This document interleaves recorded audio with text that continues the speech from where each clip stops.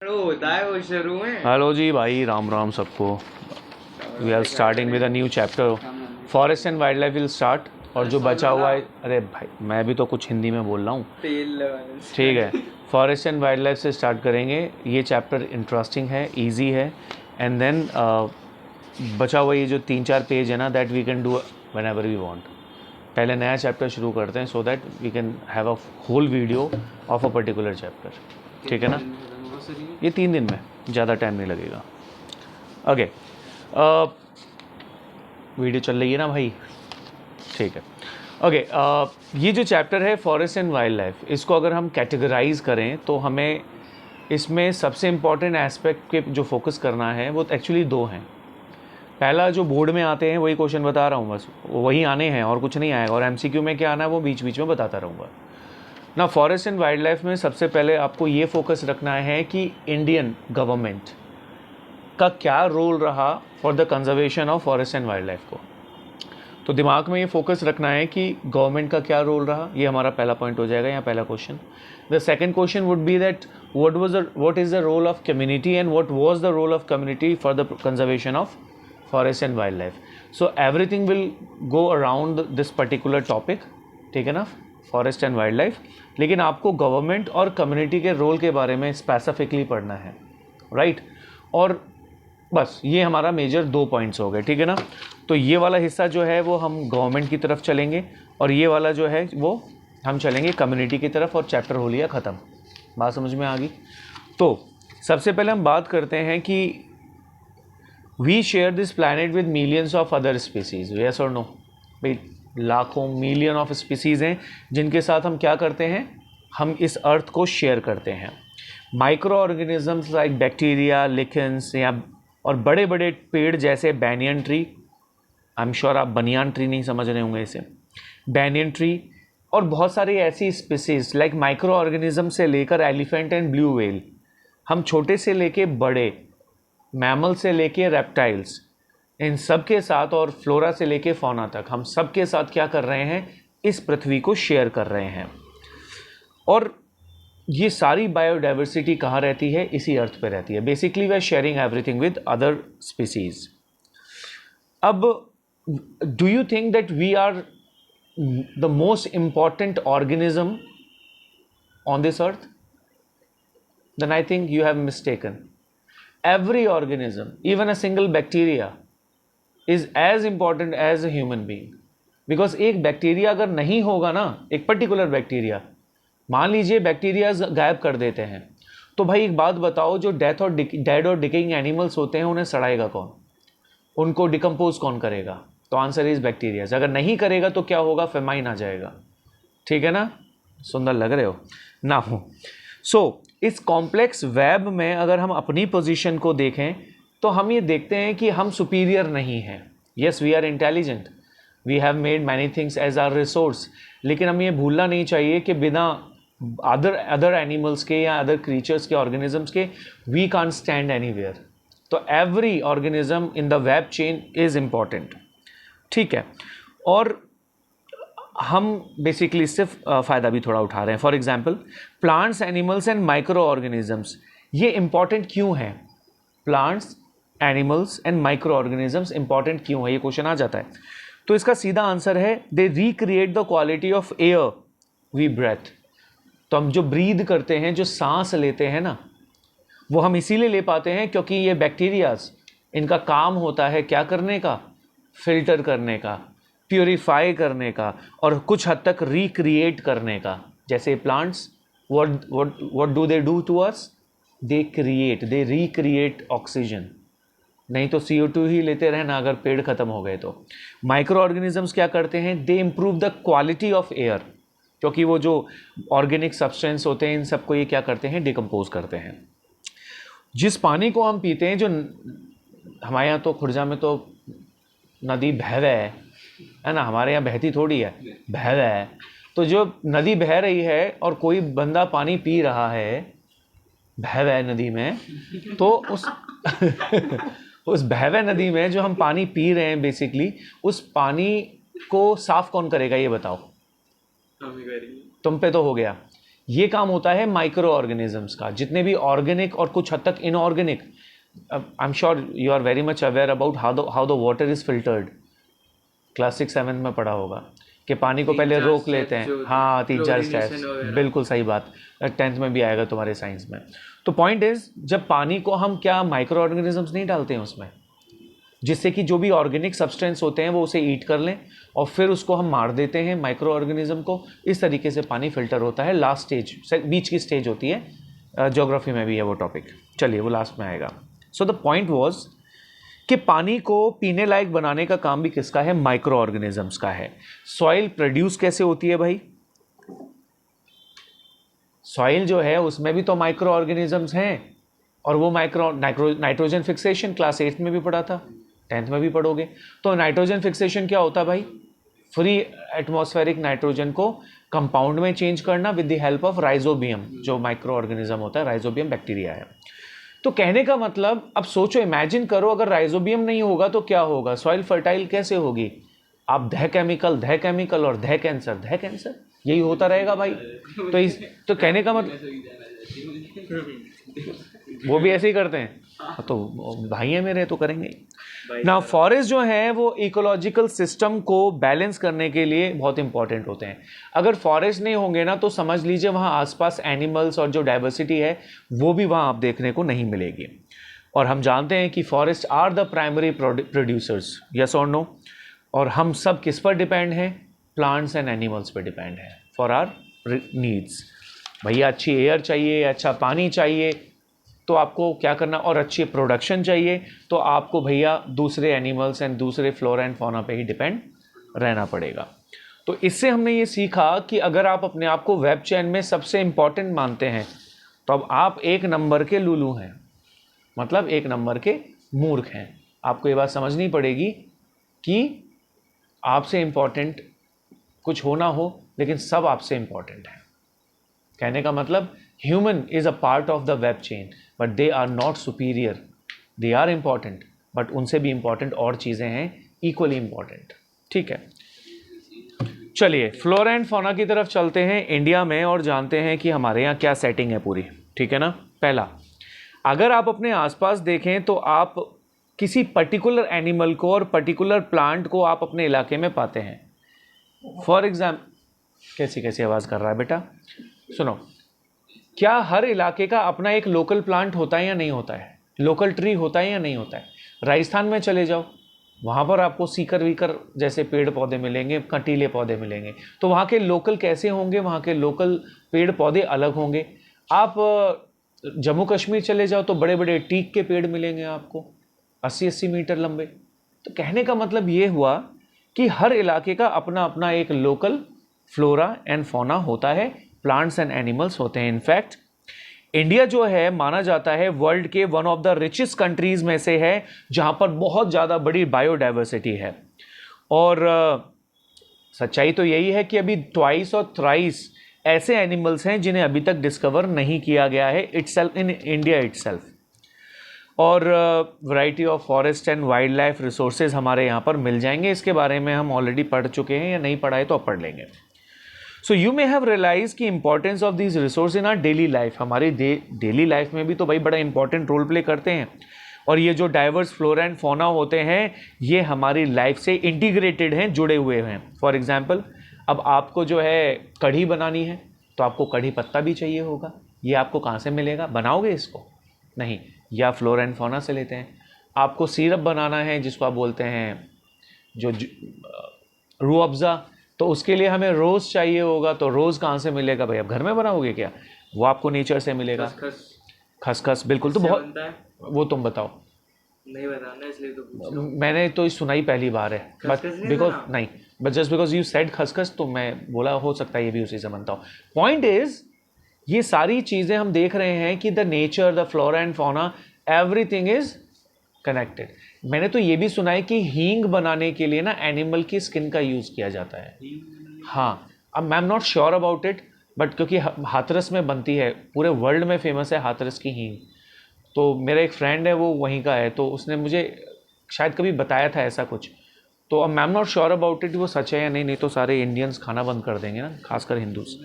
चलो हिंदू मतलब वो जो नॉन वेजिटेरियन नहीं है, वीगन है। चलिए, so lately they have under great stress mainly due to insensitive to, अच्छा, और ये सारे के सारे ग्रेट स्ट्रेस में हैं बिकॉज हम इनडिस्क्रिमिनेट तरीके से इनको भूत बनाए जा रहे हैं, काटे जा रहे हैं, एक्सप्लॉइट किए जा रहे हैं इनसेंसिटिव तरीके से, नॉट इनडिस्क्रिमिनेटली हम उसे यूज़ कर रहे हैं, एक्सप्लॉइट कर रहे हैं। चलिए, अभी तक जो भी आपने अब सुना इसमें से सिर्फ 2-3 चीज़ें इंपॉर्टेंट थी। पहला ये कि ये flora and fauna, micro organisms, plants हमारे लिए इंपॉर्टेंट क्यों हैं। तो हमने 2-3 चीज़ें जान ली। पहला, ये हमारे वाटर को फिल्टर करते हैं, प्योरीफाई करते हैं, ये हमारी एयर को प्योरीफाई करते हैं, ये डेड और डिकेइंग एनिमल्स को डिकम्पोज करते हैं जिससे कि डिजीज़ ना हो। ये कुछ 3 ऐसी इंपॉर्टेंट चीज़ें हैं जो आपको याद रखनी है। उसके अलावा चौथा हमने यहाँ से क्या पढ़ा कि हम वेब चेन में इंपॉर्टेंट हैं, लेकिन हम ही हैं ये, yes, all are equal, all are important. चलिए, अब जानते हैं conservation of forest and wildlife in India. ये है बोर्ड के लिए पहला क्वेश्चन, ये एमसीक्यू में आ सकता है, ये वाला जो स्टेटमेंट मैंने आपको बताया, लेकिन conservation of forest and wild life is the most important question for now. Conservation जो है वो हमेशा बैकग्राउंड में चलता है of rapid decline in wild life population and forestry has become essential. जब भी हम बात करते हैं कि वाइल्ड लाइफ पॉपुलेशन और फॉरेस्ट्री हमारे लिए एसेंशियल है, तो बैकग्राउंड में कंजर्वेशन सबसे ज़्यादा इंपॉर्टेंट एस्पेक्ट हो जाता है। कहने का मतलब, जब मैं ये रियलाइज़ करने लगूँ कि यहाँ के जानवर ख़त्म हो रहे हैं, तो बैकग्राउंड में क्या चल रहा है, कंजर्वेशन चल रहा है, क्योंकि मेन मकसद है फ्लोरा एंड फौना को बचाना, तो कंजर्वेशन ही वो आखिरी वर्ड बचता है। But why do we need to conserve our forest and wildlife, यही तो क्वेश्चन है, एंड हाउ। तो कंजर्वेशन जो है preserves the ecological diversity of our life support.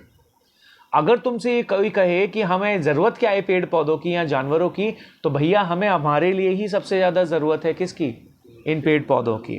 क्यों, मैंने अभी बताया, एयर, वाटर एंड सॉइल, इन तीनों चीज़ों को अगर तुम्हें बचाना है ना, तो आपको पेड़ पौधे और एनिमल्स को बचाना होगा। ये मैंने पहले बताया, देखो दोबारा आ गया और ब्रैकेट में भी है। फॉर एग्जाम्पल, इन एग्रीकल्चर अभी भी हम ट्रेडिशनल क्रॉप्स पर डिपेंड हैं, यस और नो। फिशरी जो है वो भी हैविली डिपेंड करती है एक्वेटिक डाइवर्सिटी पे। अगर एक्वेटिक डाइवर्सिटी नहीं होगी तो फिशरी ख़त्म हो जाएगी। अगर हमारे पास लोकल क्रॉप्स या लोकल स्पीसीज़ कहूँ या कहूँ वैरायटी ऑफ क्रॉप्स अगर नहीं होंगी, या लोकल इंडिजीनियस कह सकते हैं आप उसे, इंडिजीनियस क्रॉप नहीं होंगी, तो फिर हम क्या उगाएंगे। जैसे मैंने बताया ना, हर इलाके का अपना लोकल फ्लोरा एंड फौना होता है, वही वाली बात है। अब इसके लिए 1960s एंड 1970s, यहाँ से पहला पॉइंट आएगा। 1960s एंड 1970s में जो कंजर्वेशनिस्ट थे, उन्होंने डिमांड करना शुरू किया कि इंडिया को एक वाइल्ड लाइफ प्रोटेक्शन एक्ट चाहिए। मैं दोबारा बोल रहा हूँ, 1960s एंड 1970s में गवर्नमेंट ऑफ जो एनवायरमेंटलिस्ट थे, जो कंजर्वेशनिस्ट थे, जो एक्टिविस्ट थे, जो नेचर को बचाने के लिए लड़ रहे थे, उन्होंने डिमांड करना शुरू किया कि हमें एक वाइल्ड लाइफ प्रोटेक्शन एक्ट चाहिए। Indian wild life protection act 1972 में क्या किया गया, इंट्रोड्यूस किया गया। कब इंट्रोड्यूस किया गया, 1972। ये आपको एमसीक्यू के लिए याद रखना है। तुम्हारे अगर डीपीएस के टीचर अगर थोड़ा हल्का पेपर बनाते हैं तो ये पहला क्वेश्चन होगा, ठीक है। चलिए, सो ये जो एक्ट है ये बनाया गया और इम्प्लीमेंट हुआ 1972 में, तो इसीलिए से क्या कहेंगे, वाइल्ड लाइफ ब्रैकेट में प्रोटेक्शन एक्ट 1972। आई बात समझ में। अब आप बोलोगे कि इसमें एक्चुअली क्या किया गया, तो पहला पॉइंट, एक लिस्ट बनाई गई प्रोटेक्टेड स्पीसीज की। कहने का मतलब कि भाई यहाँ पर इन्होंने एक लिस्ट बना दी जिसमें वो सारे एनिमल, सारे प्लांट्स तो नहीं, सारे एनिमल्स डाल दिए जो कि इंडेंजर्ड थे या थोड़े रिस्क ऑफ एक्सटिंक्शन थे, कम थे, हाँ, मतलब कम हो गए because of regular hunting and exploitation, ठीक है। And the thrust of the program was towards, और इसका मेन जो कोर था, मेन जो जोर दिया था, वो इस बात पे था कि हमें प्रोटेक्शन तो देना ही है, बल्कि हमें उनकी पॉपुलेशन को भी बढ़ाना है। कैसे बढ़ा सकते हैं भाई, बैनिंग हंटिंग, उनकी हंटिंग को रोकना, give legal protection, legal protection देना, उनके हैबिटाट्स को मतलब उनके इलाकों को फिक्स कर देना कि कोई भी उसमें नहीं घुस सकता, उससे क्या होगा, लीगल प्रोटेक्शन मिल जाएगा।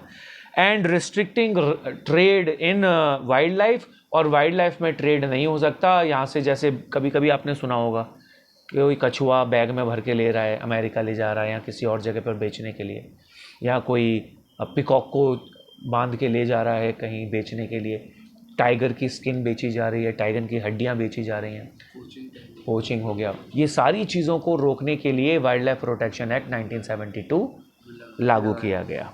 ठीक है बेटा, माइक्रो ऑर्गेनिजम्स को कहाँ से ढूंढ के बचाएंगे, समझ बात को। ये माइक्रो ऑर्गेनिजम्स को बचाने की बात कर रहा है जिनको देख ही नहीं सकते हम, ढूंढ ढूंढ के। ओ ईस्ट, सॉरी भाई, तेरे को हम बचाने के लिए आए। अरे कान पे मार दूंगा मैं। हाँ वहाँ हम पहुँचेंगे, लेकिन अभी हम सिर्फ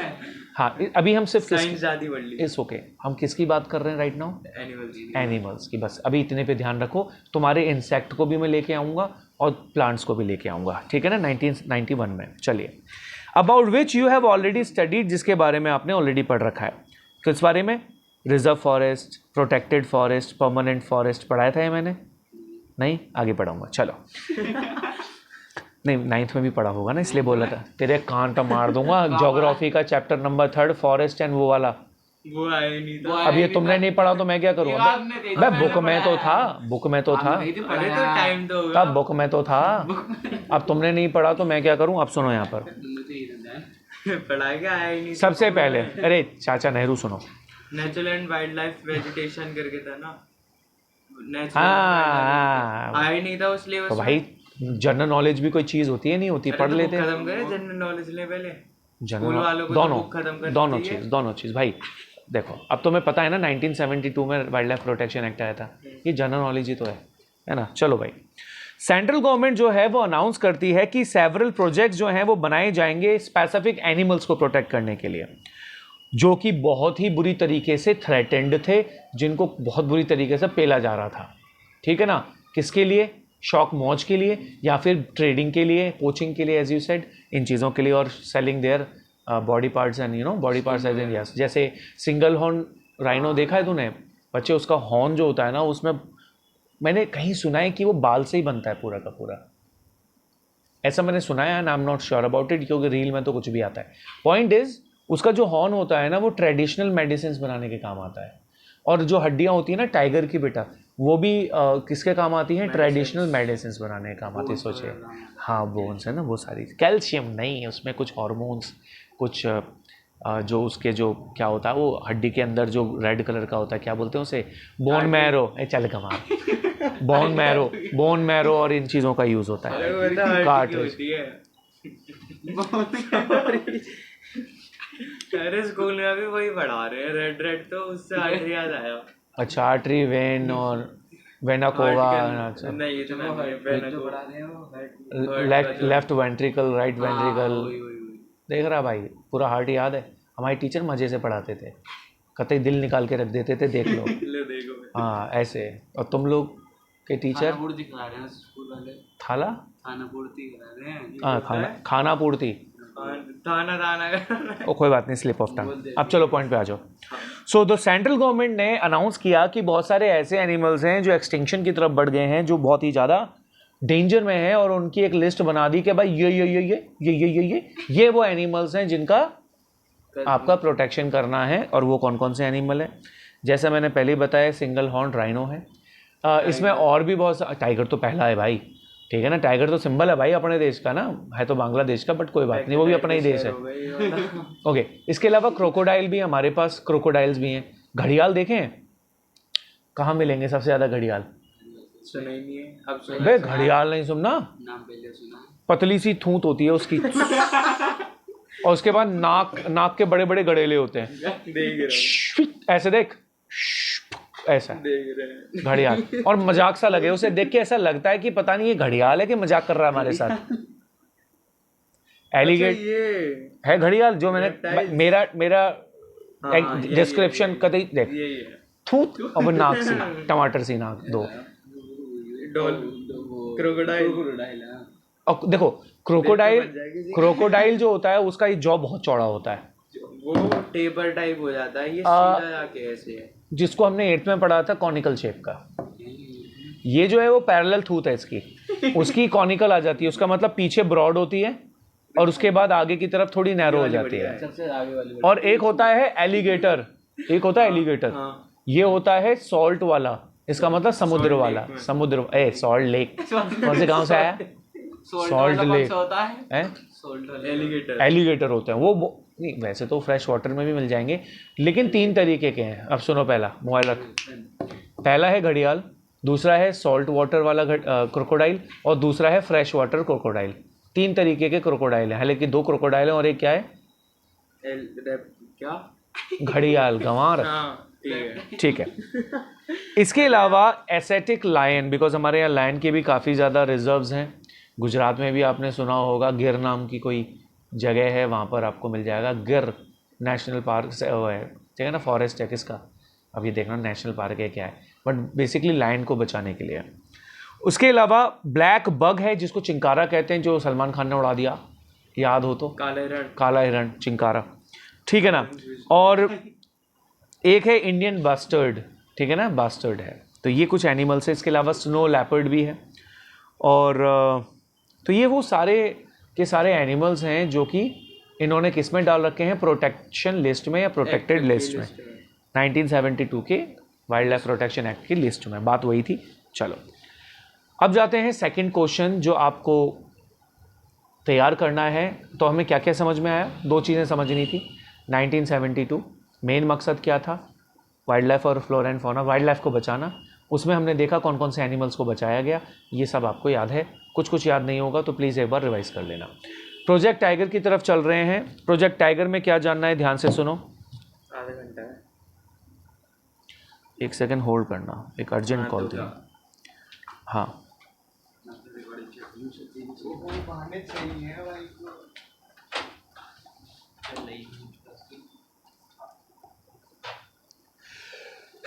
एक्सक्यूज मी, नहीं हाँ चल रोक दे, 2 हिस्सों में आएगी तो जल्दी हो जाएगी।